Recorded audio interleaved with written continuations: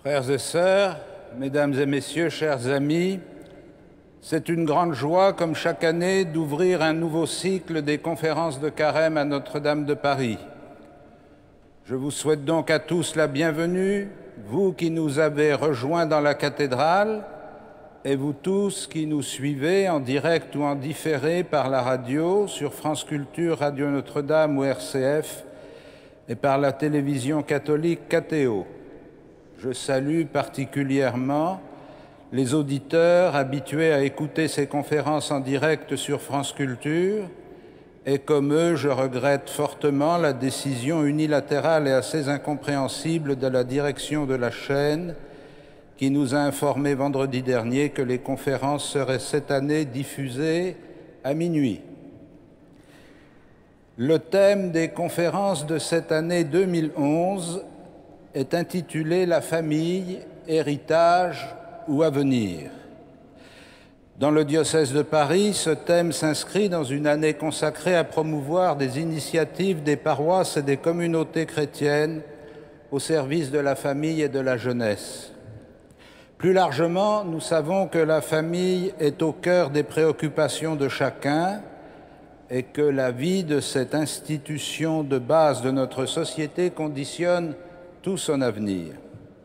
Les réflexions sur le couple, la famille ou l'éducation des enfants nous intéressent tous, quelle que soit notre forme de vie, mariés ou célibataires, jeunes, parents ou grands-parents, heureux en famille ou devant affronter un divorce ou une séparation.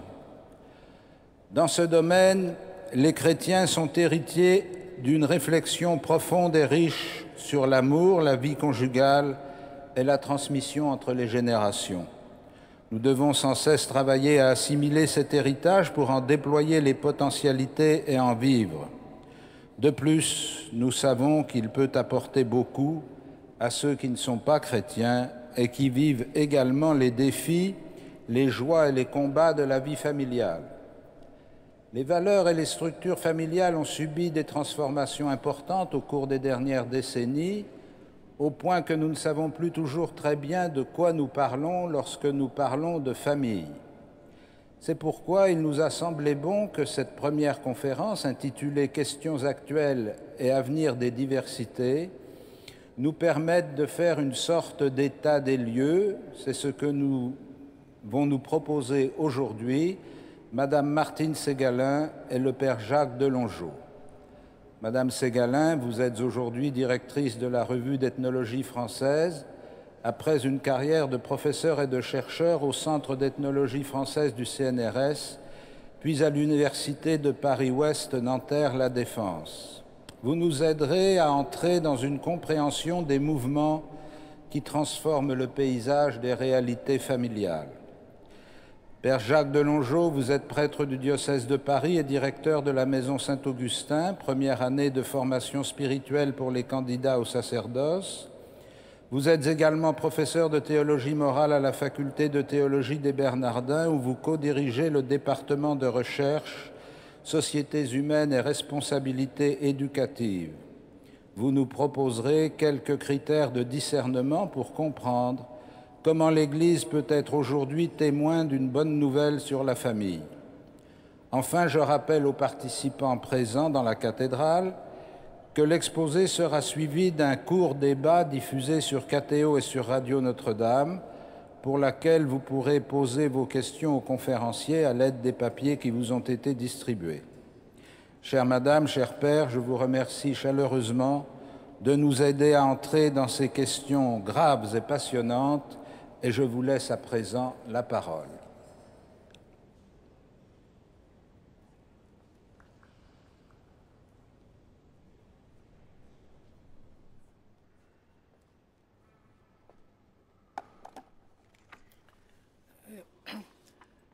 Monseigneur, Mesdames, Messieurs, inutile de vous dire que c'est un immense honneur qui m'est fait en m'offrant de prendre la parole devant vous.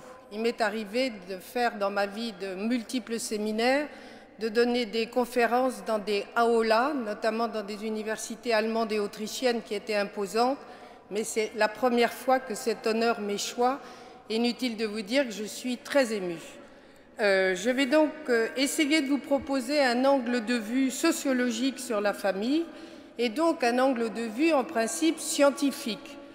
Mais cependant, je ne cacherai pas qu'il y a une bonne dose de subjectivité aussi dans mes propos, car comme le disait Durkheim, qui a fondé la sociologie en général et la sociologie de la famille en particulier, ces choses-là nous touchent de si près que nous ne pouvons nous empêcher d'y mettre nos passions.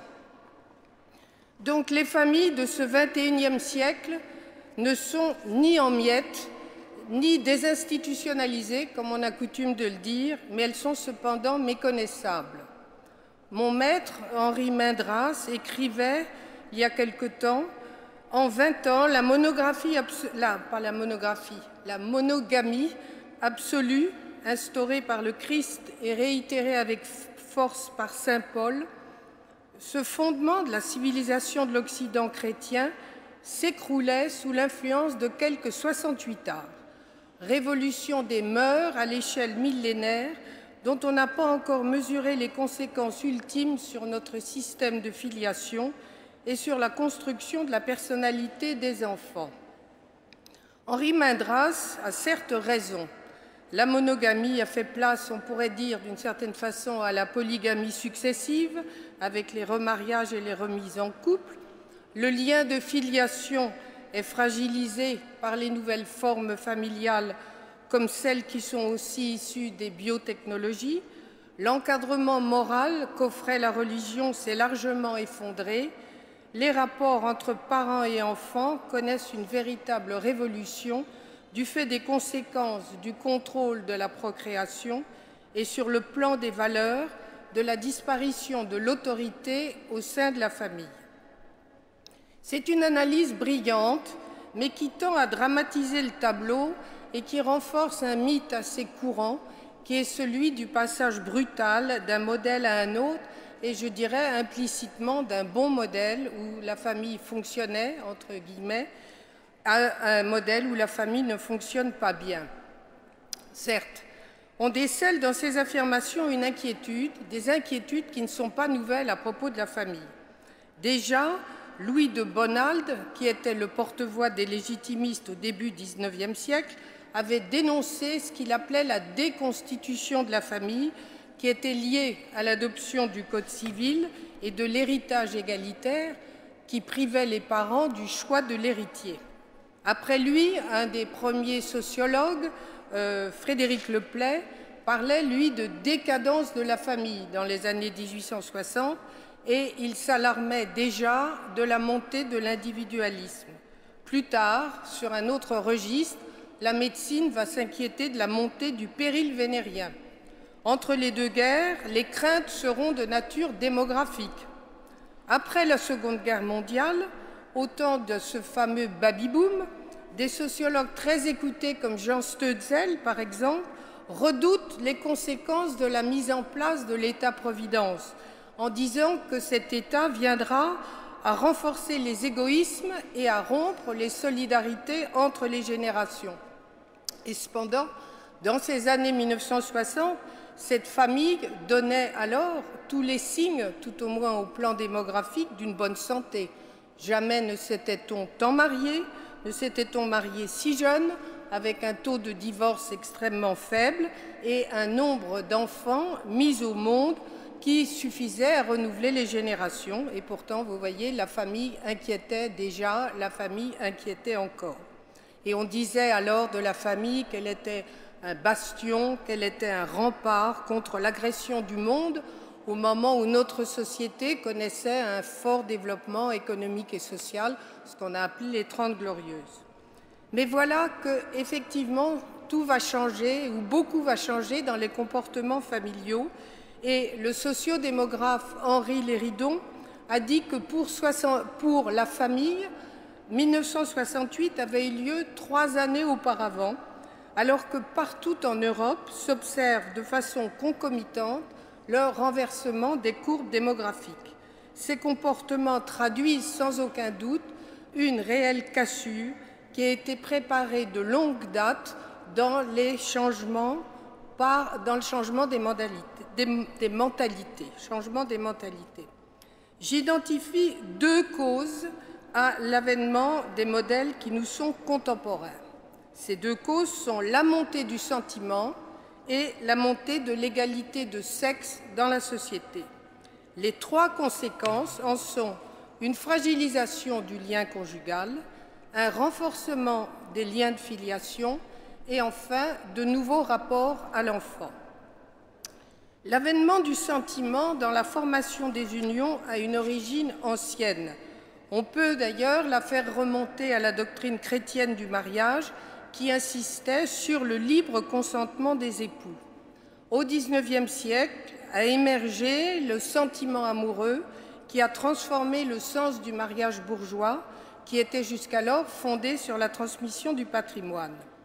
Les années 1960 ont vu le triomphe du mariage d'amour entre jeunes gens jusqu'à ce que s'instaure une révolution des mœurs qui sont devenues de plus en plus permissives en matière de sexualité. Et montée cette idée, cette notion que le mariage ne relevait plus, ou l'union des couples plutôt, ne relevait plus que de la vie privée. Et on voit se séparer, curieusement, le mariage en tant qu'institution et l'amour, à tel point qu'aujourd'hui, le nombre de mariages est en chute sensible, certes compensé par la montée de ces contrats qu'on appelle les PACS, mais ce ne sont pas des substituts véritablement au mariage, ce sont, comme on dit le Coca-Cola Light, des mariages light du point de vue du droit, beaucoup moins protecteurs pour les contractants. Alors, à la racine de ces changements, indéniablement, le changement du statut de la femme.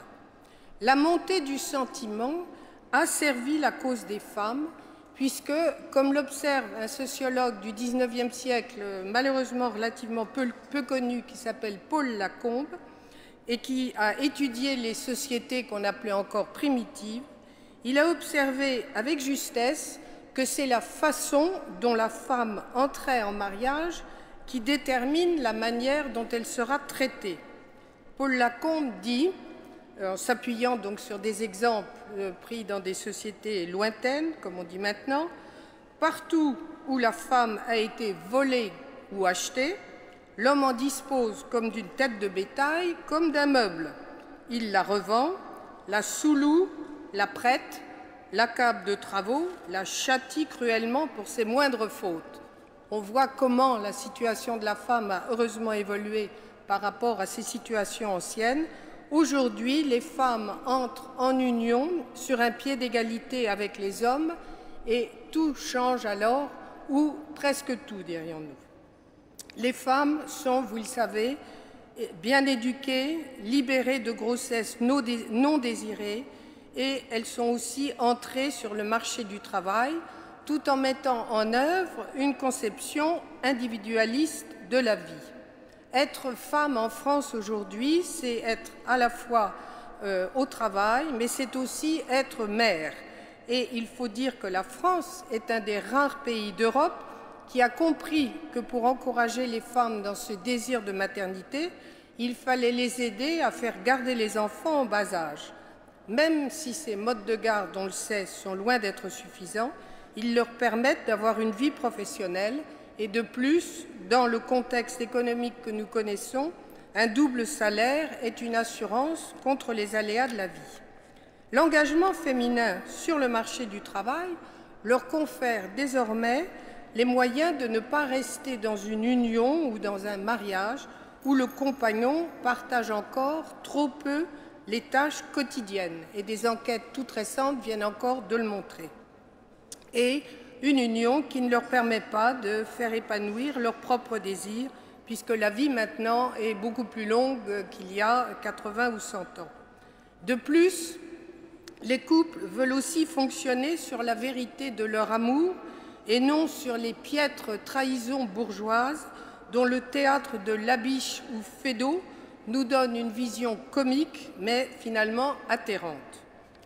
Des changements législatifs majeurs ont accompagné et aussi permis ces changements familiaux, instaurant une égalité de droits entre hommes et femmes au sein de la famille.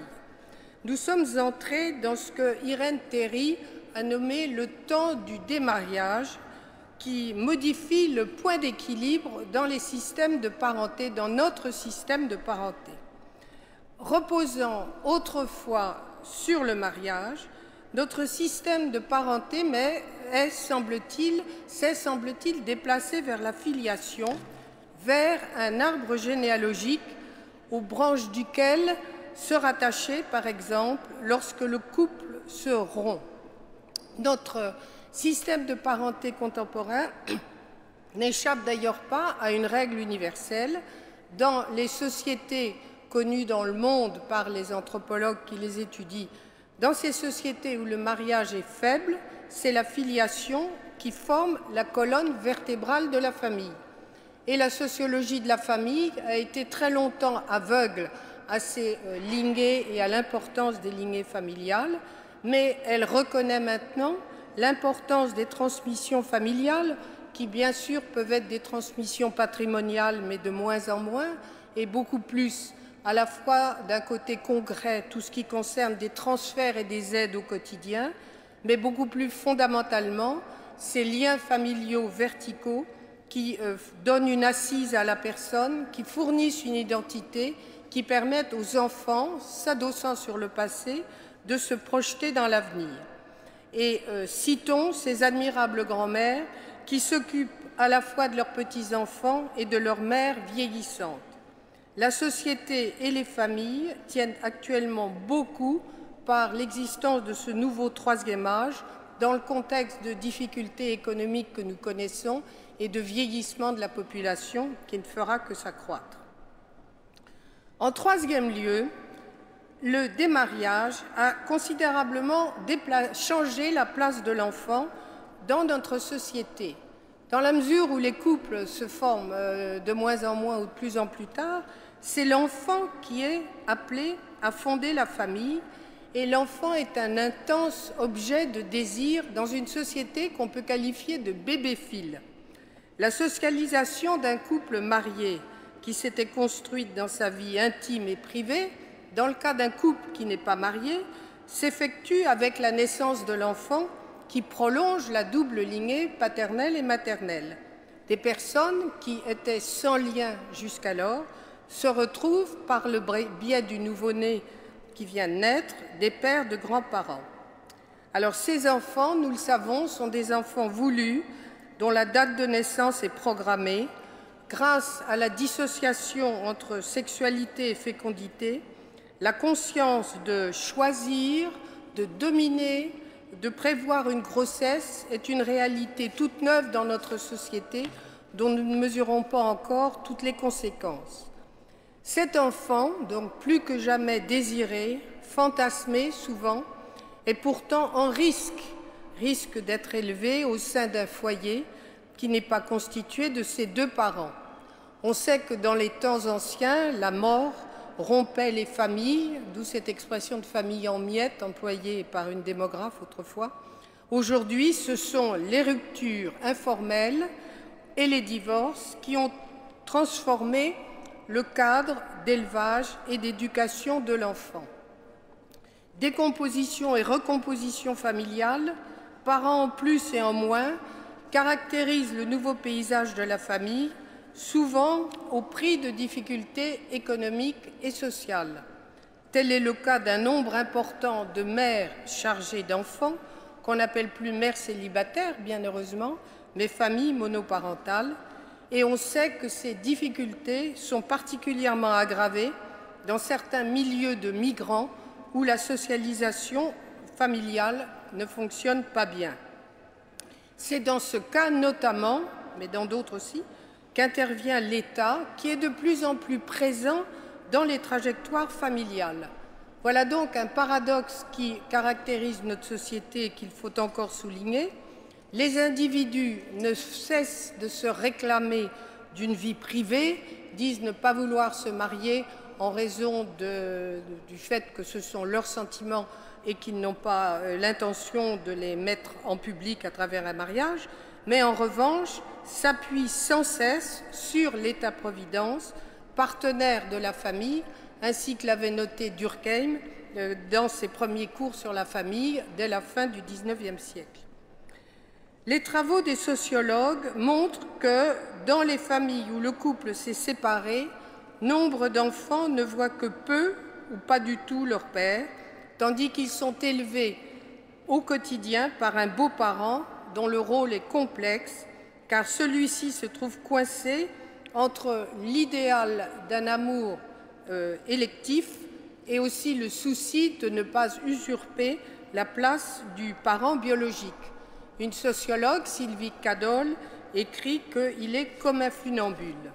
Et le lien entre ce parent en plus et les enfants au sein des foyers abritant des familles recomposées sont en fait aussi complexes et divers que sont les configurations de ces recompositions. Quel est l'héritage du passé du premier couple parental? Quelle a été la nature du divorce ou de la séparation informelle? Quel a été le degré de conflictualité qui peut déterminer s'il y a ou non une place à prendre?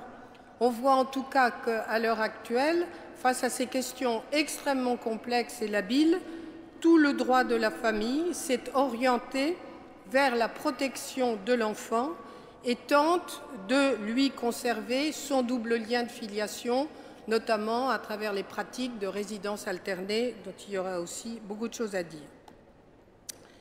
Cependant, d'intérêt de l'enfant, il n'en est guère question dans les débats concernant les grossesses avec don de gamètes, dont je vais dire un mot.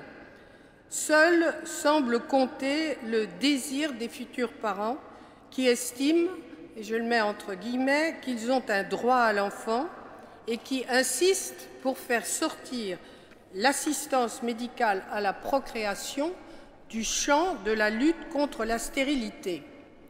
Alors, distinguons trois questions. Le fait de se procurer des enfants, le fait de les élever et le fait de leur filiation civile.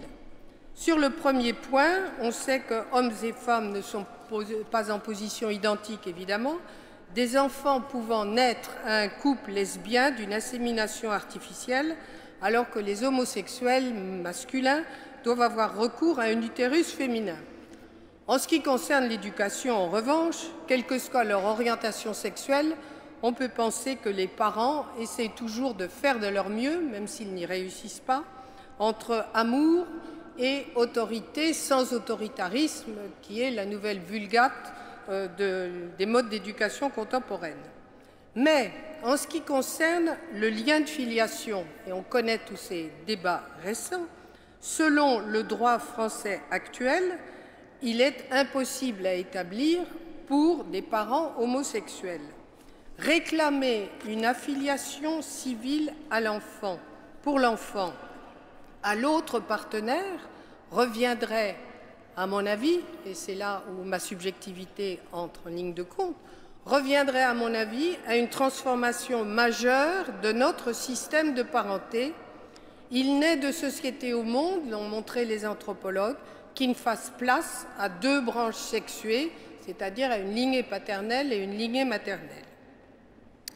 Outre que ces naissances singulières, puisqu'elles ont lieu, on le sait, rabaissent les mères porteuses, on dit gestation pour autrui maintenant, au simple rang de sac, les enfants, eux, deviennent ou sont en risque de devenir des choses que l'on se procure sur le marché. D'un côté, on nie tout l'apport de la médecine qui a montré le lien puissant qui s'établit entre la mère et l'enfant qu'elle porte en son sein, et on nie aussi toutes les avancées du statut féminin. De l'autre, on chosifie l'enfant, alors que, depuis plusieurs décennies, on en a fait un petit sujet compétent, pourvu de droits qui sont protégés, y compris au plan international par une convention à laquelle la France a adhéré. On voit que la société n'en est pas à une contradiction près. Pour terminer, je dirais que, quelle que soit sa forme, finalement, la famille reste le lieu premier et irremplaçable de protection de l'individu, de socialisation de l'enfant. Quant au couple, dans ses formes modernes, il est toujours à l'horizon du désir des jeunes. Les nouvelles valeurs de l'individualisme n'ont tué ni l'une ni l'autre, même si chacun ou chacune mesure ce qu'il ou elle a pu gagner ou perdre en acquérant davantage de liberté. La famille a profondément changé de visage, comme le disait Louis Roussel, un sociologue récemment disparu. La famille n'est plus réglée par les impératifs de la survie, mais relève de l'impatience du bonheur. Je terminerai avec une autre citation du grand ethnologue Marcel Mauss, qui disait que les institutions véritables vivent, c'est-à-dire changent sans cesse. Autant dire que l'institution familiale de ce début de XXIe siècle, n'est ni meilleure ni pire qu'autrefois, mais elle exprime ce que sont les valeurs comme les contradictions de notre monde contemporain. Merci.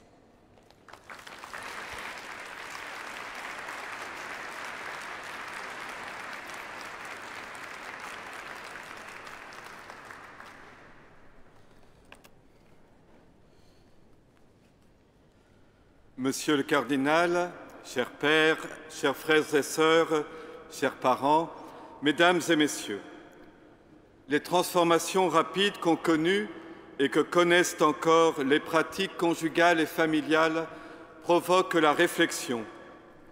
Les changements législatifs des 50 dernières années ont introduit de plus en plus de jeu, de souplesse, de liberté, mais aussi d'égalité dans l'institution du mariage et de la famille. Nous constatons, Madame Ségalen l'a dit, la fragilisation du lien conjugal, de nouvelles configurations parentales et familiales se sont imposées dans le paysage social. Nos contemporains donnent la priorité aux requêtes subjectives sur l'objectivité de l'institution. Tout appel à un ordre social ou naturel qui prétendrait s'imposer aux libertés individuelles paraît irrecevable à beaucoup. La référence à la différence homme-femme, ainsi que dans une moindre mesure à la différence des générations, est suspectée de recouvrir des structures de domination au sein de la famille comme à l'intérieur de la société. La pensée de la différence est devenue problématique. Prise dans cette évolution, du moins dans le monde occidental, l'Église ne cherche pas à défendre un ordre social ancien. Elle ne tente pas davantage de s'adapter à toutes les innovations pour être de son temps et plaire au monde dans lequel elle vit. Elle veut être le témoin fidèle de la bonne nouvelle de Jésus-Christ Sauveur et notamment de la bonne nouvelle au sujet du mariage et de la famille. L'Église se tient à l'écoute de la parole de Dieu. Elle s'efforce d'entendre ce que Dieu dit à travers les requêtes et les évolutions de son époque. Elle tâche de reconnaître ce que le Concile Vatican II a appelé les signes des temps. Mais elle opère également un discernement entre ce qui est bon dans ces évolutions, c'est-à-dire ce qui est conforme à la dignité de la personne et à sa vocation à l'amour véritable, et ce qui lui est contraire. En proposant ce discernement et en l'exprimant publiquement, l'Église a l'intention d'être au service du bien commun de la société. Elle ne craint pas d'être, sur certains points, un signe de contradiction. Bien souvent, il n'existe pas dans la lettre de la Bible ou dans les documents de la tradition des réponses toutes faites aux questions nouvelles qui surgissent. Il faut alors remonter au principe de discernement, à la vision de l'homme que contient l'histoire biblique, aux valeurs qui en découlent, valeurs qui d'ailleurs rejoignent ce que bien des sagesses humaines ont pressenti. La lumière qui resplendit sur le visage du Christ brille dans le cœur de tout homme. Je distinguerai 4 traits majeurs qui caractérisent la situation contemporaine du mariage et de la famille. Chacun d'eux conduit l'Église à approfondir et à développer son enseignement sur le mariage. Le premier, Madame Ségalen l'a rappelé, est le triomphe incontesté du mariage d'amour. Ce n'est pas le lieu ici de retracer l'histoire du mariage d'amour. Il suffit de rappeler qu'il est culturellement et historiquement situé. Il serait faux de penser d'ailleurs que le mariage ait été absent, que l'amour ait été absent des mariages arrangés entre familles. Mais la caractéristique du mariage contemporain est qu'il repose exclusivement sur le choix personnel des futurs conjoints. Certes, ce choix obéit à de nombreux motifs et influences. La raison n'en est pas absente, mais l'attrait amoureux en est la pièce essentielle. Nous assistons d'ailleurs aujourd'hui à un retournement de l'amour contre le mariage. Le divorce est justifié par le désamour et bien des couples restent en dehors de l'institution du mariage en invoquant la liberté de l'amour et son caractère privé. Le triomphe du mariage d'amour a conduit l'Église à expliciter la place de l'amour dans l'institution et le sacrement du mariage. L'amour est le cœur et le sommet de la révélation biblique. Dieu se fait connaître comme amour, agapé, caritas. Le commandement que le Christ a laissé à ses disciples est de s'aimer les uns les autres. Mais qu'est-ce qu'aimer? Pour la foi chrétienne, c'est en considérant la vie et la personne du Christ que l'on découvre ce qu'est aimer en vérité.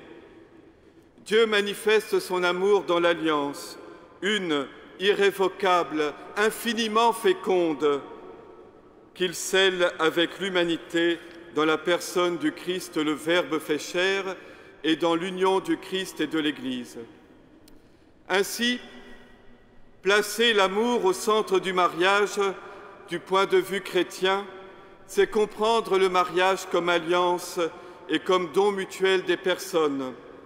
Le mariage est une alliance entre un homme et une femme. Ce terme alliance doit être pris dans son sens le plus fort. Il dit davantage que contrat.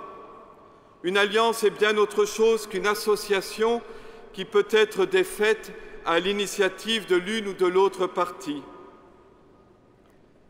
Elle ne se limite pas à une union d'intérêts ou à un échange de prestations. Elle est l'union de deux personnes qui s'engagent l'une envers l'autre et mettent leur vie en commun. Elle est fondée sur un échange de paroles, elle se noue dans la chair, elle s'inscrit dans la société, elle fonde une histoire commune. L'amour dont le Christ est la source et le modèle est don. L'amour conjugal intègre le sentiment et le désir, mais il ne s'y limite pas. Il est un don mutuel des personnes et il aspire à donner la vie. Ce thème du don doit d'ailleurs être bien compris. L'amour est d'abord et il demeure un élan vers l'autre, perçu comme celui ou celle qui peut combler mon attente. Mais il est aussi et conjointement un engagement envers l'autre dont on veut le bonheur, dont on cherche le bien. L'amour dépasse et englobe les exigences de stricte justice, ou pour le dire autrement, c'est faire justice à la personne que de l'aimer. Au contraire, ce n'est pas respecter sa dignité que de la traiter comme un moyen, qu'il s'agisse d'un moyen de jouissance, ou pour avoir un enfant, ou pour accéder à un statut social, ou pour tout autre but. La personne demande à être accueillie et reconnue comme unique, ce qui fait que l'engagement libre et sans réserve est une requête intérieure de l'amour conjugal. Les propriétés du mariage, l'unité, l'indissolubilité, comme ses finalités, le bien des époux et la constitution d'une famille, trouvent dans l'amour ainsi compris leur fondement et leur signification. La théologie chrétienne, méditant sur le mystère de la Trinité, affirme que la personne humaine, créée à l'image et ressemblance de Dieu, s'accomplit dans une existence en communion dans l'amour. La personne est portée à la relation, l'amour que Dieu communique est une grâce de communion. Le mariage et la famille sont, dans la condition terrestre, l'expression primordiale, mais pas la seule, de la communion des personnes. Vous savez combien Jean-Paul II a développé ce thème durant son pontificat. J'ajoute toujours sur ce premier point, le mariage d'amour, que la notion d'alliance nous garde une vision fusionnelle ou seulement romantique de l'amour. Les personnes en alliance demeurent deux personnes distinctes. Les deux différences fondamentales, la différence des sexes et celle des générations, structurent la communauté familiale. Par ailleurs, la famille ne forme pas un groupe clos. Elle est insérée dans la société. Et nous savons que les enfants, devenus adultes, quittent leurs parents. Les liens de la communauté familiale demeurent, ils ne disparaissent pas, mais ils se transforment, ils s'ouvrent. Enfin, l'alliance conjugale fonde une histoire commune des époux. Elle doit parfois affronter des crises, surmonter des blessures. Le pardon la renouvelle. La communion des personnes dont j'ai parlé n'est jamais un fait acquis. Elle est plutôt une visée et un chemin. Il arrive qu'elle se heurte à l'échec. Parfois, l'amour conjugal semble mort. La poursuite de la vie commune paraît impossible. L'histoire biblique de l'Alliance qui passe par la croix et qui culmine au matin de Pâques est pour tous, je dis bien pour tous, source d'espérance.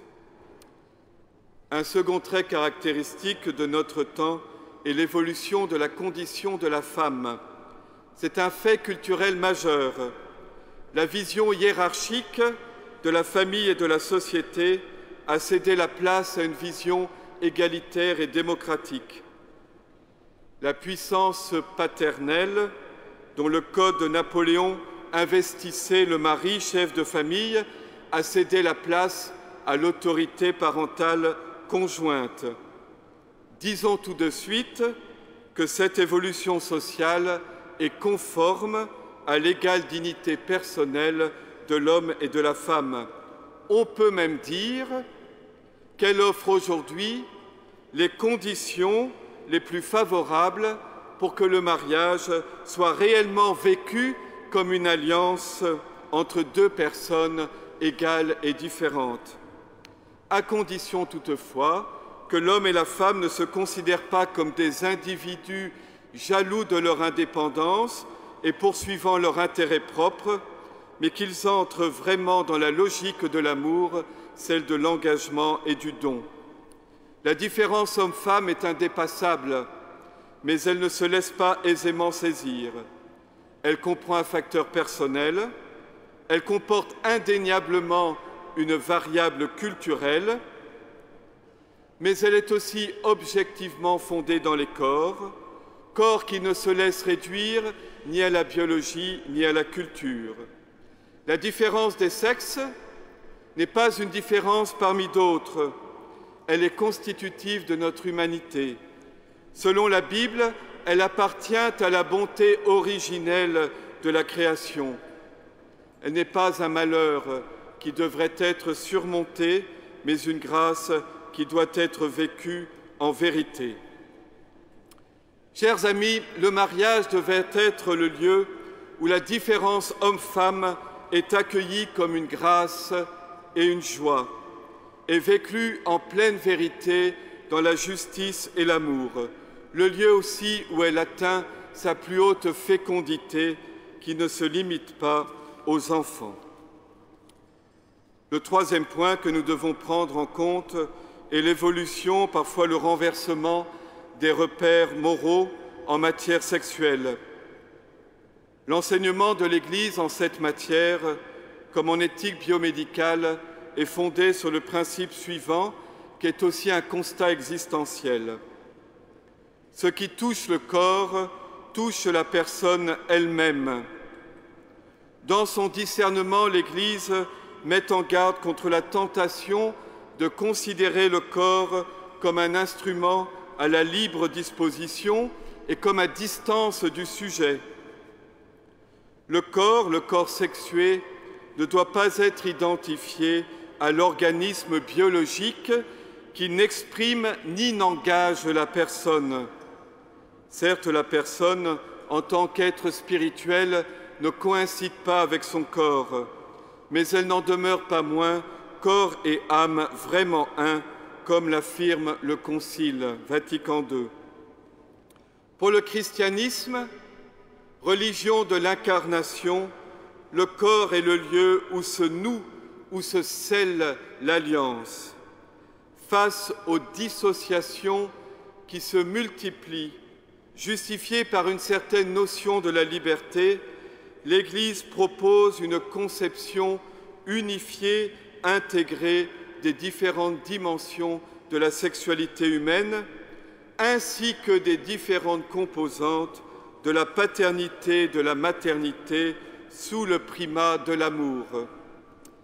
Il ne s'agit en aucun cas de rejeter le désir et le plaisir, mais de manifester que l'amour, compris comme alliance et don, leur confère leur pleine signification humaine et leur valeur éthique. Un dernier trait caractéristique de la situation contemporaine est la maîtrise de la fécondité acquise grâce au progrès de la biologie. Il s'agit d'un événement majeur et, disons-le, irréversible dans l'histoire de l'humanité dont nous sommes loin d'avoir mesuré toutes les conséquences. Comme toute maîtrise, elle entraîne une responsabilité et pose la question éthique. Qu'est-il permis de faire des pouvoirs dont nous disposons? La réponse dépend du sens que nous donnons, que nous reconnaissons à la procréation humaine. Celle-ci ne peut pas être assimilée à la reproduction animale. Elle possède des significations et des valeurs propres. Il est bon que l'enfant soit désiré, mais il est ambigu qu'il ne soit que la réalisation d'un désir d'enfant. L'enfant demande avant tout d'être accueilli pour lui-même. Les valeurs ici en jeu sont la reconnaissance de la bonté fondamentale de toute vie humaine et le service de la vie.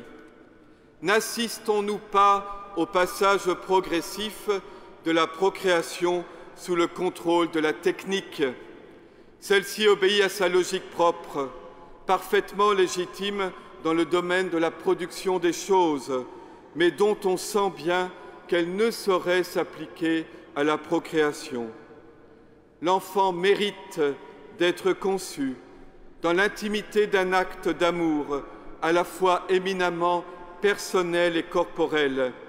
Il doit être accueilli comme une personne à part entière, la plus fragile, remise à la responsabilité de ses parents. J'ignore quel est l'avenir de la diversité des modèles familiaux, pour reprendre le titre de nos deux conférences. Mais je ne pense pas, personnellement, que tous les modèles soient équivalents. Tous ne correspondent pas de la même manière à l'égale dignité des époux, au bien des enfants, ainsi qu'au bien commun de la société. Le mariage, union et communion d'un homme et d'une femme, fondés sur leur consentement libre, en vue de s'aimer pour la vie et de construire une famille, demeure une référence et un idéal. Le rôle de l'institution, ici comme ailleurs, est de soutenir les libertés. L'Église est dépositaire de la bonne nouvelle. Elle est appelée à être témoin pour le monde de l'amour de Dieu manifesté dans la personne du Christ et communiqué par lui. Le mariage et la famille en sont un signe privilégié. Cet amour conjugal est grand. Il associe l'humain et le divin. Il est exigeant. Il est à la mesure de la personne et de sa vocation. Il est possible. Il est un chemin de vrai bonheur. Je vous remercie.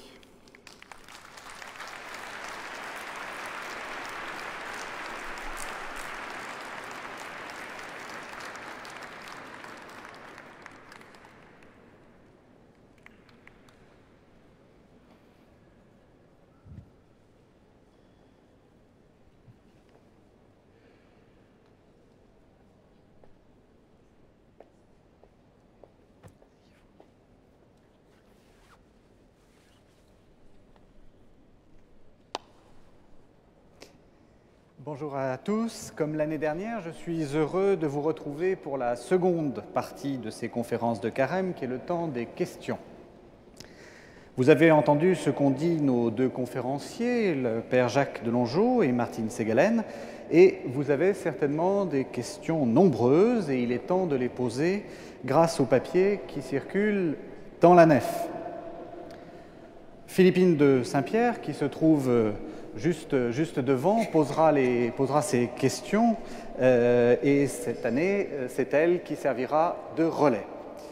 Je remercie en même temps tous les téléspectateurs qui nous suivent en direct sur KTO, ainsi que les auditeurs qui nous suivent en différé sur Radio Notre-Dame et sur les radios de la COFRAC.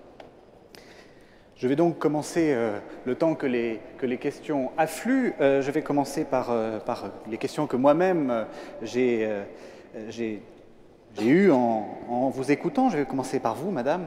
Vous avez dit vous avez déploré la contradiction actuelle entre les avancées de la société et le rapport à l'enfant, comme si, en réalité, dès qu'on arrivait sur les questions d'enfant, sur les questions de « je veux un enfant »,« je n'en veux pas »,« j'ai le droit à un enfant », on avait l'impression que toutes les avancées sociales, par exemple les avancées du statut féminin, étaient en train de régresser d'une certaine façon.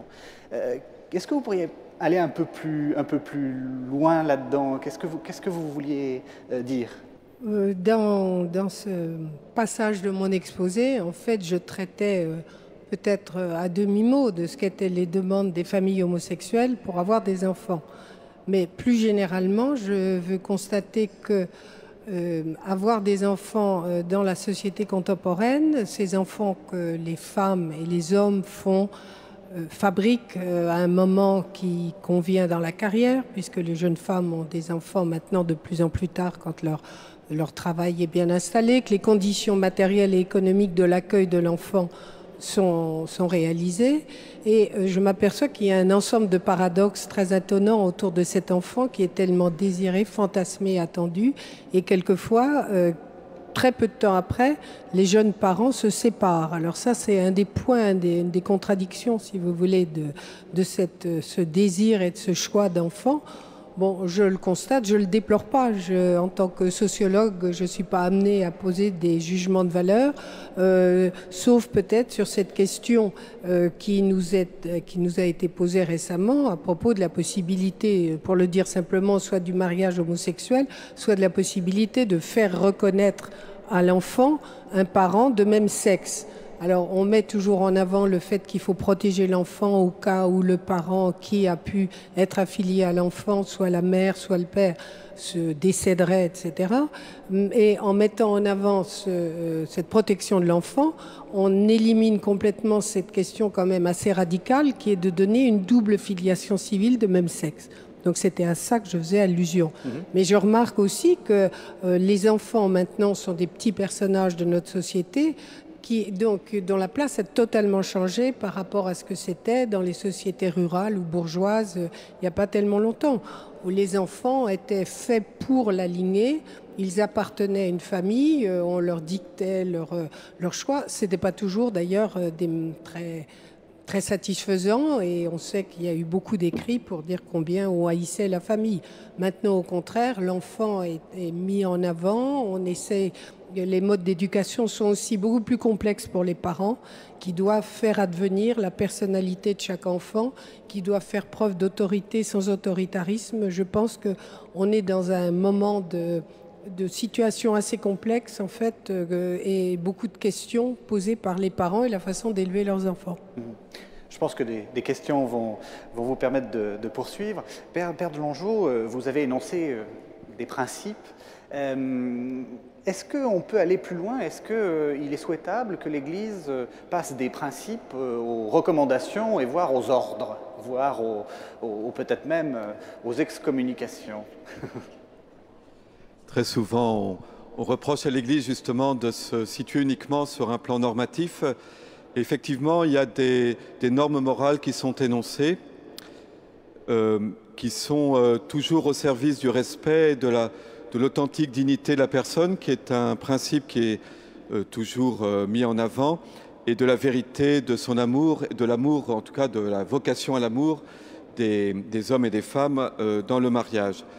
Il est vrai que, comme je le disais, ces normes et permis et des interdits qui peuvent être énoncés sont toujours soutenus par cette vision de la personne humaine, de sa vocation, de son accomplissement, qui ne se limite pas d'ailleurs ici-bas, et voilà, que l'Église rappelle, propose et dont elle continue à être, s'efforce d'être le témoin fidèle. Sur les points que je vous ai énoncés, en particulier sur cette place de l'amour véritable dans le mariage et sa place centrale, je crois que l'Église, alors sur le terrain, est fortement engagée à beaucoup de niveaux auprès des familles, que ce soit dans la préparation au mariage, que ce soit dans le suivi des familles ensuite, au niveau de nombreux mouvements de spiritualité conjugale, on pourrait en citer plusieurs, justement pour permettre ainsi au couple de progresser sur ce chemin qui est celui de l'amour. Quand je dis progresser, c'est que là aussi la notion de norme ne doit pas être assimilée par exemple c'est une image, à un barrage qui empêcherait la vie, mais au contraire justement comme ces berges ou cette direction d'un chemin qui est un chemin de vie que dont l'Église s'efforce d'être témoin. Alors Philippine de Saint-Pierre, j'ai dit que vous posiez les questions depuis la nef. Oui Régis, bonsoir à tous. Bonsoir. Il y a déjà beaucoup de questions qui arrivent, beaucoup de questions sur le rôle singulier de l'homme et de la femme, mais comme il y aura aussi une prochaine conférence précisément sur ce thème, on ne va pas forcément commencer par celle-là, mais par des questions sur la famille, l'institution familiale et l'institution du mariage. À entendre les deux conférenciers, on pourrait avoir l'impression qu'il n'y a jamais eu de mariage d'amour avant le XXe siècle, et que les femmes ont toujours été brimées. Et puis il y a une autre question presque similaire, même si elle ne part pas du même point de vue, qui disait que le père Delongeau a esquissé les critères d'un bon mariage d'amour, dans lequel il y avait aussi un peu de raison. Donc on aimerait que vous reveniez là-dessus. Autre question, Martine Ségalen, en sociologue, parle de l'institution familiale comme étant en évolution. De son côté, le père Delongeau parle de l'objectivité de l'institution et d'un ordre naturel. Est-ce que les deux parlent bien de la même chose? Est-ce qu'ils pourraient préciser chacun leur pensée là-dessus? Et puis également, Jésus ne s'est pas marié, il n'a pas eu d'enfant. Que faut-il penser de ce choix de vie? Alors on va peut-être commencer par la question du mariage d'amour qui a l'air de préoccuper.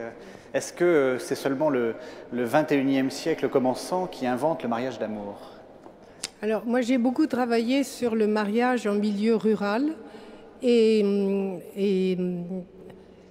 il faut dire que le mariage n'avait rien à voir avec l'amour. Il s'agissait de l'alliance de deux familles et il ne faut pas caricaturer pour dire « mets ton petit champ dans mon petit champ et ça fera un grand champ ».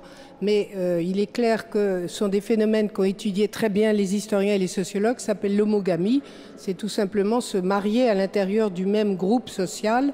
Et tous les mécanismes sociaux jouaient pour que s'assemblent des personnes, y compris dans les sociétés rurales qui étaient des sociétés hiérarchisées, où effectivement on se mariait à l'intérieur de sa même strate sociale. Ce qui ne voulait pas dire qu'on n'avait pas des formes d'attirance l'un pour l'autre. Et dans ma vie au musée des arts et traditions populaires, je travaillais sur des stocks de cartes postales où on disait « t'es ben gros, c'est bien rougeaude et c'est comme ça que tu me plais ». L'amour se manifestait de cette façon-là et il y avait une forme d'attirance et d'autre part une forme d'amour certainement se construisait dans des couples qui partageaient un but en commun qui était de faire fonctionner une ferme, etc. On sait que le mariage bourgeois est largement, dans une France qui s'industrialise au XIXe siècle, un mariage d'installation et d'institution, les jeunes filles étant élevées pour être mariées et le plus vite possible. Et enfin, on a lu suffisamment de romans, on connaît toutes ces histoires-là. C'est clair que l'amour conjugal pouvait arriver aussi en cours de route, mais qui n'en était pas le premier moteur, mais beaucoup plus des questions d'alliance de capitaux ensemble. Il n'en reste pas moins que, comme je l'ai dit dans mon exposé, le mariage chrétien a tout de même, dès la doctrine de saint Paul et plus tard, dit que ça reposait sur le libre choix des deux conjoints. Donc ça a imposé une rupture très importante par rapport, par exemple, au droit romain, où on prenait une femme et où on la laissait, où on décidait de la légitimité ou non de l'enfant. Et donc, on peut dire que l'Église chrétienne a commencé à entamer ce travail et cette marche vers une égalité des sexes. Mais la montée du sentiment affectif est un sentiment qui est venu, qui a travaillé la société française et les sociétés européennes en général à partir du XVIIIe siècle, aussi bien dans les élites que ensuite ça s'est diffusé dans les sociétés populaires. Et ensuite, on peut voir aussi que les conditions économiques ont permis aussi la libération du sentiment quand on pense aux sociétés du salariat. On n'avait plus besoin, à partir du moment où on était ouvrier, qu'on gagnait un salaire, on n'avait plus besoin d'attendre que le père soit mort pour pouvoir se marier. Et donc, on pouvait laisser donner libre cours à un sentiment avec une jeune fille ou un jeune homme qu'on avait rencontré. Et il y a un historien canadien qui s'appelle Edward Shorter qui avait des grandes théories là-dessus sur la naissance de l'amour dans les classes populaires. D'autres historiens nous expliquent plutôt que ça descend le long des classes sociales. Donc l'amour n'est pas une invention contemporaine, c'est un sentiment ancien, profond, qui a toujours existé d'ailleurs, mais qui n'était pas au centre du mariage. Pourquoi se marier par amour? Qui se marie par amour a bonne nuit et mauvais jour, disait un proverbe.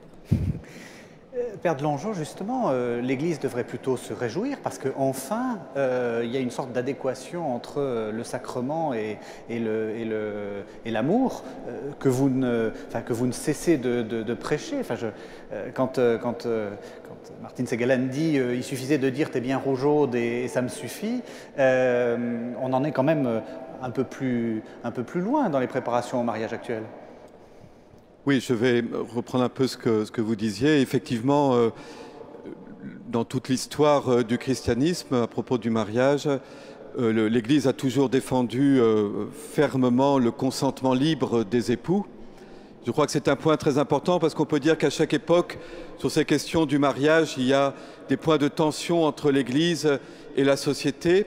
Et il faut rappeler quand même que pendant des siècles, le point de tension, c'est que l'Église a vraiment défendu la liberté en particulier, la liberté du consentement en particulier pour les jeunes femmes. Et je crois que ça c'est un point important à rappeler. Et dans la théologie du mariage, la référence se trouvait à la fois dans les toutes premières pages de la Genèse, les deux récits de la création, et qui parlent de cette union de l'homme et de la femme, qui n'est pas simplement une façade ou une union purement d'intérêt, mais qui parle d'un attachement très fort. L'homme quitte son père et sa mère, il s'attache à sa femme, et les deux forment une chair une. Et il y a eu toute une méditation, une réflexion des théologiens sur la nature de cet attachement dans lequel véritablement l'amour avait sa place. Ce n'était pas uniquement une considération du mariage comme pure alliance d'intérêt. Et puis, il y a la référence dans le Nouveau Testament à l'alliance du Christ et de l'Église. C'est saint Paul qui va développer cette référence, en particulier dans l'Épître aux Éphésiens. Et là encore, cette alliance, cette union du Christ et de l'Église n'est pas un lien de subordination, comme si l'Église était esclave du Christ, mais vraiment d'épousailles, d'alliance, et qui est une alliance d'amour, puisque c'est cette charité, cet amour qui coule du côté du Christ, qui est donné à l'Église, et dont l'Église et le Christ s'aiment. Et donc les époux chrétiens participent à cet amour de charité, la caritas, l'agapé que j'ai rappelé, qui est au centre. Alors ce qui s'est passé au cours du XXe siècle, c'est qu'effectivement avec cette évolution sociologique sur le mariage d'amour, ça a amené l'Église à vraiment approfondir sa doctrine, à prendre davantage conscience de la richesse de sa tradition théologique, et ça aboutit en particulier au Concile Vatican II à tout un exposé sur l'authentique, le véritable amour conjugal, qui est ce don mutuel dont j'ai parlé. Donc, si vous voulez, c'est l'amour qui intègre le sentiment, cet élan mutuel, mais qui est appelé à aller plus loin, à la suite du Christ, vers cet engagement qui, au fond, est un don des personnes et qui noue cette alliance des époux. Est-ce que ce changement, on peut uniquement le réduire à des changements sociaux? Vous êtes sociologue, donc bien entendu vous allez me répondre oui, mais est-ce que c'est simplement des changements des grandes masses financières, des changements de des grandes hiérarchisations dans la société qui expliquent ce passage au mariage d'amour? Ou est-ce qu'il y a aussi une sorte de pénétration dans les cœurs du message chrétien? Est-ce qu'un sociologue pourrait dire ça? Vous voulez dire, est-ce que les gens se sont mis à y croire, finalement? Je crois qu'ils y ont toujours cru, et que l'amour est un sentiment qui a toujours existé. Le lien avec le mariage. Pouvez-vous reformuler votre Justement, question? le lien entre le mariage et l'amour, le mariage comme lieu privilégié de l'amour entre les époux. Bon, d'abord, je crois qu'il y a une conjonction temporelle après la guerre, après la Deuxième Guerre mondiale, qui est précédée d'un lent mouvement évidemment, qui est cette espèce de libération que la France et d'autres pays d'Europe ont ressenti, et qui avait pour modèle l'idée qu'on se mariait en dehors des mariages imposés par les parents, et que du coup, cette attraction mutuelle qu'on avait entre personnes jeunes, puisque je rappelle que le mariage d'amour en France, c'est un mariage entre quelqu'un qui a 24 ans et demi et 20 ans, donc des personnes jeunes se mariaient, et l'amour était mis en scène par le mariage. Et au risque peut-être de vous décevoir, je ne suis pas sûre que ce soit la pensée chrétienne qui ait permis cette cristallisation-là. Et je ne ramène pas ça non plus du tout à des considérations socio-économiques ni même financières, un mot que vous avez employé peut-être à tort, mais beaucoup plus à une situation sociale de liberté de la jeunesse qui tout d'un coup prenait sa place contre l'idée, à tort ou à raison, de mariage arrangé, où les jeunes voyaient des parents qui, justement, avaient été mariés pour des considérations socio-économiques et qui s'épousaient mutuellement. Et le mariage était la finalité de cet amour, et il n'aurait jamais été question de dire qu'on se mariait pour des raisons financières, évidemment. Mais alors, je vais reprendre ma casquette de sociologue et parler d'un de mes maîtres qui a disparu, qui s'appelle Alain Girard, qui a fait un travail absolument exceptionnel dans les années 1960, publiant un livre qui s'appelle « Le choix du conjoint », où il expliquait très bien que le mariage d'amour n'était pas incompatible du tout avec justement le fait de se marier dans le même milieu social, et que simplement c'était les mécanismes de fabrication du mariage qui avaient changé. C'est-à-dire qu'autrefois, c'était les parents qui organisaient les rencontres entre les jeunes. Et à partir des années 1950, un peu avant la guerre et surtout après, les jeunes se sont choisis mutuellement. Mais ils ont fini toujours par se choisir dans le même milieu social parce que leurs conditions sociales les mettaient en position de rencontrer quelqu'un qui était leur semblable. Par exemple, bon, on retrouvait au bal des pompiers des gens qui, j'ai rien contre le bal des pompiers, qui travaillaient dans des petits villages et qui allaient au bal des pompiers, donc on se rencontrait là. Par contre, au bal de Polytechnique, on rencontrait les filles et les fils de Polytechnique. Donc on tombait amoureux, mais on continuait à se marier selon les mêmes mécanismes sociaux. Donc on n'avait plus besoin du mariage arrangé, si vous voulez. Il s'arrangeait tout seul, si j'ose dire, avec, bon... donc moi je crois beaucoup à la fois à cette conjonction culturelle qui est la valorisation de l'amour, et si je parle de la fin de la Deuxième Guerre mondiale aussi, l'influence par exemple des films américains qui montraient qu'on tombait amoureux, on se mariait et c'était le happy end. Maintenant ça serait plutôt the beginning.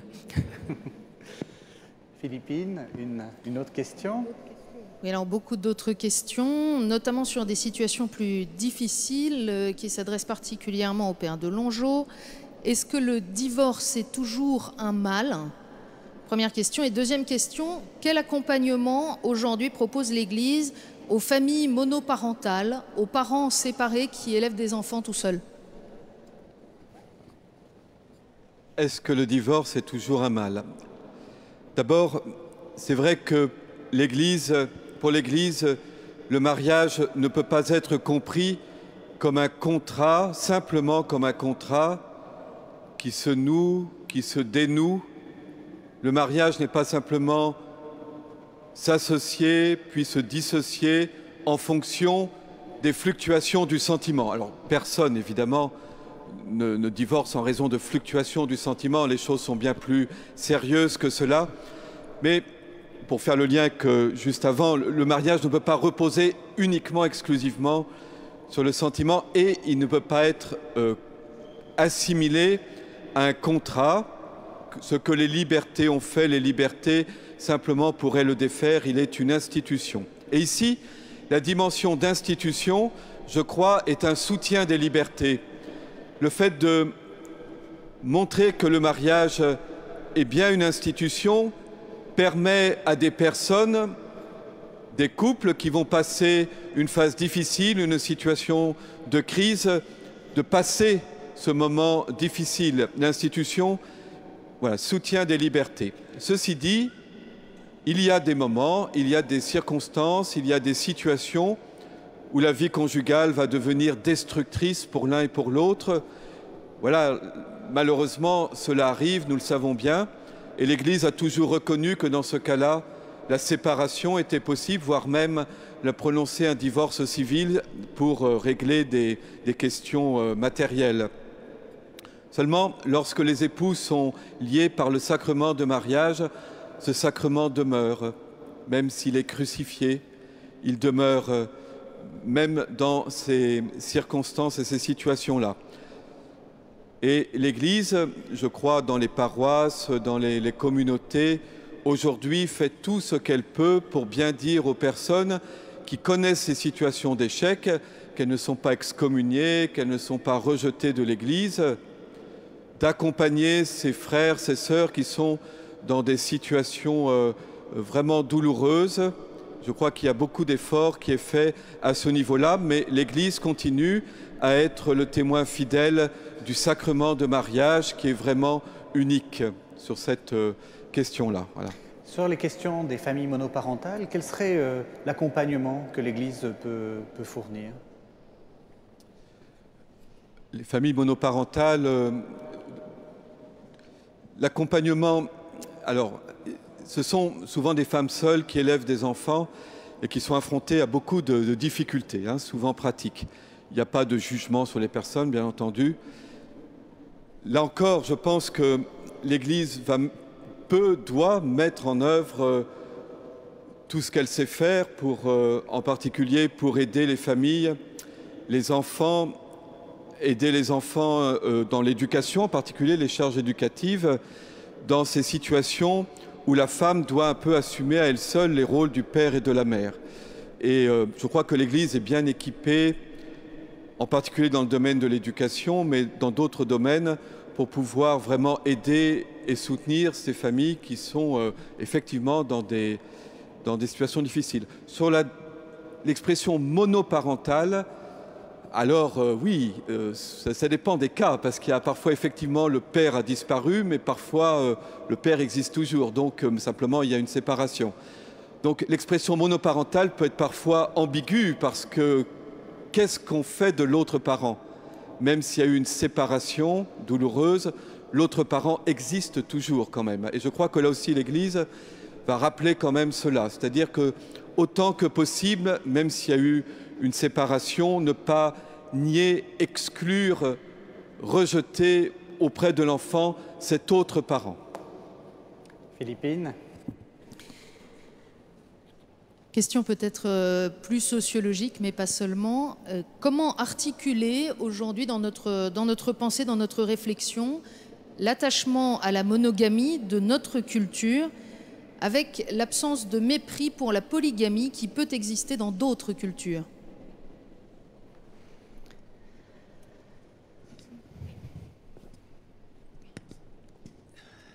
Je réfléchis. Bon, il existe, cette polygamie existe dans des pays, on le sait, d'Afrique subsaharienne, mais ailleurs encore. Eh bien, c'est un constat culturel de nos différences. Je ne vois pas ce qu'on a à faire de plus sur cette question-là. La société française vit en principe dans la monogamie. Ensuite, on sait que les familles polygames qui vivent sur notre sol rencontrent des difficultés et posent des difficultés. Je crois que ça relève de questions sociales et économiques qu'on a à traiter. Mais on n'a pas à porter de jugement, encore moins sur des modes de vie qui sont différents des nôtres et qui ont lieu dans d'autres cultures. C'est la seule réponse que je peux faire. Je suppose qu'il y avait une arrière-pensée dans cette question. En tant que sociologue, est-ce que vous comprenez, par exemple, qu'une société comme la société française mette clairement un interdit là-dessus et essaie de garder cette monogamie et pourquoi ne pas faire une sorte de... Enfin, laisser tout le monde libre quel est votre regard là-dessus? Je crois que la société laisse absolument tout le monde libre, y compris de vivre en polygamie, en concubinage, en étant marié, en n'étant pas marié, en étant polygame ou pas. La société laisse chacun libre. Ensuite, il faut voir les conséquences qui se passent à propos des droits sociaux, à propos de l'éducation des enfants, à propos des difficultés que ça peut poser. Mais je ne vois pas en quoi la société devrait interdire quoi que ce soit. Au contraire, l'État n'a fait que, je ne parle pas de la polygamie, mais en ce qui concerne le mariage, les politiques publiques et le droit n'ont fait qu'accompagner comment dirais-je, la transformation des sentiments et des mœurs, puisque par exemple le premier divorce qui datait de la fin du 19e siècle était largement un divorce sanction d'un adultère, donc un coup de sérieux canif qui était donné au mariage. Ensuite, il y a eu cette loi en 1975 qui a autorisé le divorce par consentement mutuel, mais il fallait toujours qu'il y ait une cause à ce divorce. Et les réformes les plus récentes, par exemple, maintenant, qui disent qui permettent de divorcer sans avoir à reprocher quoi que ce soit à l'autre, si vous voulez. Il n'y a même plus de cause de divorce, de sanctions, ni rien. Donc l'État n'a fait que suivre les mœurs, et il vaut mieux suivre les mœurs que de les précéder, d'ailleurs, à mon avis. C'est ce que je peux dire. Alors, Père de Longeau, je vais vous poser la question qui fâche. Est-ce que vous comprenez les gens qui disent « mais l'Église devrait faire pareil ». L'État a accompagné les changements sociaux. Pourquoi l'Église refuse ? Moi, je dirais que non. Je veux dire, chacun sa place, l'État accompagne, et je pense que l'Église a un discours à tenir qui est le sien, plus ou moins entendu, dans diverses confessions d'ailleurs, mais chacun a sa place. Oui, donc j'ai dit à un moment, vers la fin, que tous les modèles familiaux n'étaient pas équivalents. Voilà, je crois fortement que l'égale dignité de l'homme et de la femme fait que le mariage monogame permet de le vivre pleinement. Le mariage polygame, ça n'est pas le cas. Bien sûr, il y a des cultures qui connaissent la polygamie. Je crois savoir qu'il y a aussi une évolution dans la direction de la monogamie dans ces cultures-là. Ouais, personnellement, moi je trouve aussi que l'État ne devrait pas simplement suivre une évolution de la société, mais peut aussi incarner un projet de société et donc un certain nombre de valeurs. Et donc elle n'est pas simplement, l'État n'est... Voilà, peut-être je me distraiterai un petit peu de Madame Segalen sur ce point. Je pense qu'il y a aussi un projet de société que l'État incarne, qui évolue sans doute, mais qui doit quand même tenir un certain nombre de principes et de valeurs, et que tout n'est pas exactement à mettre sur le même plan. Oui. Non, mais je crois qu'on est d'accord de toute façon, mais c'est moins sur le mariage et les mœurs conjugales qu'autour de l'enfant. Et l'État et les politiques à travers l'État ont décrété la neutralité à l'égard des comportements conjugaux, mais par contre, ils essayent de maintenir à l'enfant sa double lignée parentale et essayent d'agir dans ce sens-là. Donc il n'est pas non plus complètement neutre et loin de s'en désintéresser.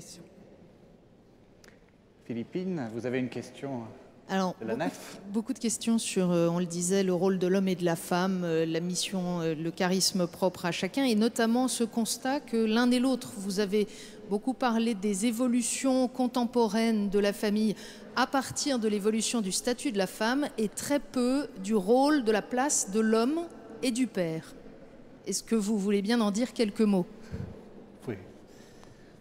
Il est vrai que, comme c'est le père Longeau qui l'avait signalé, qu'on est passé on a substitué à la toute-puissance paternelle qui avait été instaurée par le Code civil et qui n'était qu'une transposition finalement de l'ancien droit romain patriarcal, l'autorité parentale conjointe.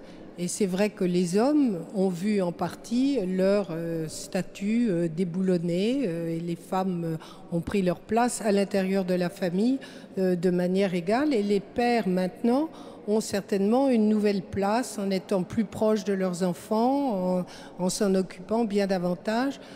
Surtout, les enquêtes le montrent, lors de la petite enfance, où les pères sont beaucoup plus près de leurs enfants et incarnent moins cette figure d'autorité qu'on leur demandait d'incarner, et donc notamment en prenant en charge le nouveau-né, beaucoup plus que ça n'était le cas dans d'autres générations, et que les grands-pères quelquefois redécouvrent parce qu'ils ne s'étaient pas tellement occupés de leurs propres enfants en bas âge.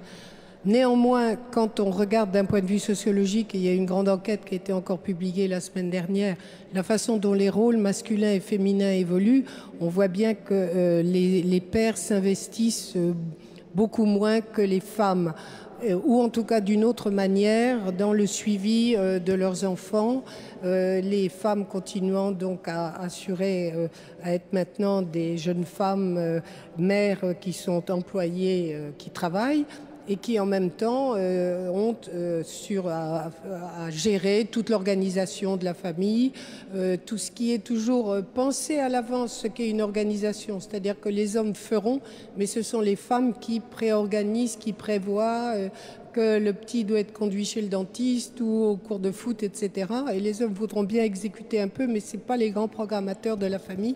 Et ça, c'est en fait un rôle très important et qui pèse beaucoup sur les femmes qui travaillent et qui ont à gérer tous ces emplois du temps-là. Alors, on a une nouvelle figure paternelle qui est certainement plus proche de l'enfant. Et puis ensuite, reste le problème qui nous renvoie à cette question des familles monoparentales. Où sont les pères dans les familles divorcées ? Ils sont quelquefois présents quand les familles peuvent s'organiser pour ça, en ont les moyens, le père pouvant résider dans le même quartier que la mère pour que l'enfant reste dans son école, évidemment. Quelquefois, enfin, il y a un grand nombre de pères, les enquêtes sociologiques le montrent, qui disparaissent. Et à ce moment-là, il peut y avoir le nouveau compagnon de la mère qui se substitue à la place du père.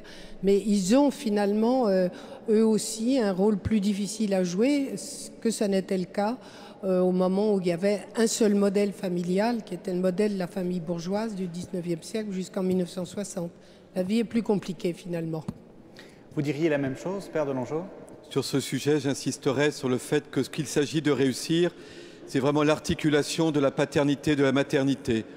Je crois qu'on est vraiment bien conscient aujourd'hui que ni la mère ne peut être seul parent, ni le père peut être seul parent, ni l'homme est seul sujet du couple et de la famille, et la femme est simplement secondaire, ni la femme est seul sujet du couple et de la famille. Ce qu'il s'agit de réussir, c'est cette communion de l'homme et de la femme, de la paternité et de la maternité, et c'est cette figure-là, cet amour conjugal qui permet à l'enfant de grandir dans les meilleures conditions. Pas tellement l'enfant qui est simplement l'objet de l'amour, disons, de l'un de ses deux parents projeté sur lui, mais vraiment l'enfant qui peut grandir autant que possible dans le contexte de l'amour que ses parents, son père et sa mère, se portent l'un envers l'autre. C'est vraiment un homme qui permet à une femme de devenir mère et une femme qui permet à un homme de devenir père. Et je pense que c'est vraiment cette articulation-là, cette communion-là, cette conjugaison-là qu'il s'agit de réussir sans que ni l'un ni l'autre ne soit exclu ou rabaissé. Écoutez, Père Delongeau, merci. Merci également, Madame Ségalen, de s'être pliée à cet exercice difficile. Je vous remercie tous de vos questions. Je remercie également les téléspectateurs de KTO et les auditeurs de Radio Notre-Dame pour leur fidélité. Je vous donne rendez-vous dimanche prochain, le 20 mars, pour le sujet suivant. Hommes, femmes, heureuse différence ou guerre des sexes? Nous entendrons M. Olivier Rey, philosophe, et le Père Frédéric Louzeau, théologien.